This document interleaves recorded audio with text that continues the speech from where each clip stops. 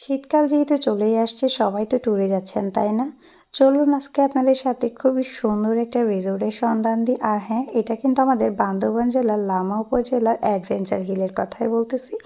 যেটা কিনা এই মুহূর্তে সবচেয়ে বেশি হাইপে আছে। আমি গিয়েছিলাম আরও কিছুদিন আগে, তখন আরও কিছু কাজ বাকি আছে। তো সেই কাজগুলো এখন হয়ে গেছে অলরেডি। যাই হোক, এখন শেয়ার করতেছি। এই যে দেখতে পাচ্ছেন, অটোতে করে উঠে আমরা লামা বাজার থেকে চলে যাচ্ছি আমরা কয়েকজন ফ্রেন্ড মিলে অ্যাডভেঞ্চার হিলে। এই যে আপনাদেরকে স্বাগত জানিয়ে নিয়েছি। এটা হচ্ছে লাইনজিরি রাস্তার একদম পাশেই। আর এই যে চলে যাচ্ছি পাহাড়ে। আর এটা ছিল একটু গরম থাকা অবস্থার ভিডিও। আমি এটা শেয়ার করতেছি প্রায় 15 থেকে 20 দিন পরে।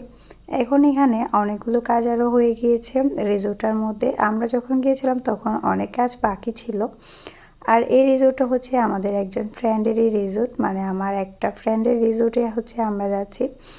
এক্সামের মাঝখানে 2 দিন ছুটি পেয়েছিলাম আর ভাবলাম কেন না একটু ঘুরে আসি। এক্সাম দিতে দিতে সবাই ক্লান্ত হয়ে গিয়েছে। যদিও বা এখন এক্সাম শেষ হয়ে গেছে, আমি ভিডিওটা এডিট করতে করতে।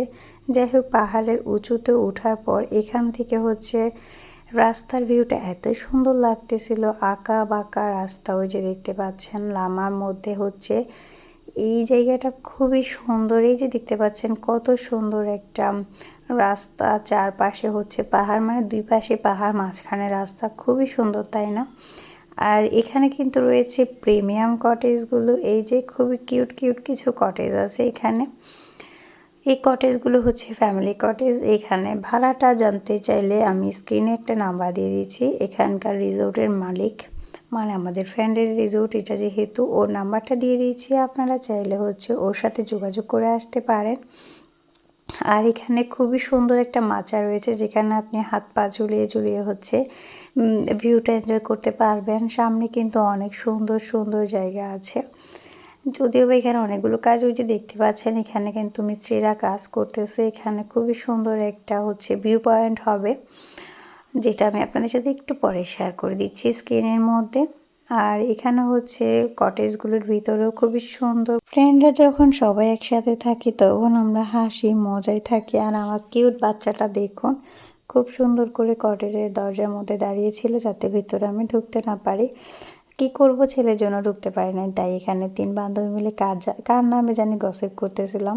ও হ্যাঁ, মনে পড়ছে, আমাদের একটা টিচারের নামে গসিপ করতেছিলাম। এক্সাম হলে কোন টিচার কি করছিল এগুলাই বলতেছিলাম আর কি। গসিপ করা শেষ, এখন হচ্ছে আমি একটু ভিউ নেওয়ার জন্য, একটা ফিল নেওয়ার জন্য আসলে চলে আসছি। আর এই ভিডিওটা করে দিচ্ছিল এই রিসোর্টেরই মালিক, মানে আমার ফ্রেন্ড রহমান। যাই হোক, তারপর হচ্ছে আমরা এভাবে কয়েকটা ভিডিও নেই, ফটো নেই, তারপর হচ্ছে সবাই মিলে অনেক মজা করি। আমরা ছবি ভিডিও চাইতে এখানে অনেক বেশি মজা করতেছিলাম ফ্রেন্ডরা মিলে, আসলে থাকলে যেটা হয় আর কি।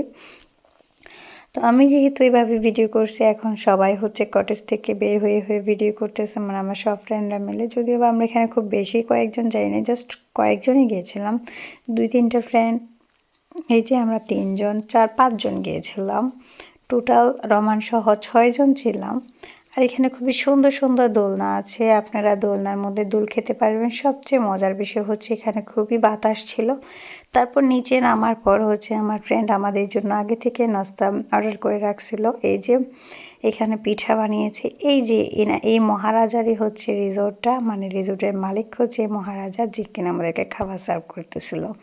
নুডলস করেছে, তারপর হচ্ছে পিঠা বানিয়েছিল, তারপর হচ্ছে প্রথমে শরবত দিয়েছিল, কোক দিয়েছে, চা দিয়েছে, মানে সব কিছু খাচ্ছিলাম। আর সব শেষে চাটা খেয়ে তো একদম চাঙা হয়ে গিয়েছে, মানে একদম সারাদিনের ক্লান্তি, পাহাড়ে ওঠার ক্লান্তিও চলে গিয়েছিল। পাহাড়টা কিন্তু খুব বেশি উঁচুতে না, চাইলে আপনারাও উঠতে পারবেন। আর এখানে আমরা শেষে ওয়েট করতেছিলাম অটোর জন্য। আজকের মতো বিদায় নিচ্ছি, সবাই বেশি ভালো থাকবেন। আল্লাহ হাফেজ, টাটা।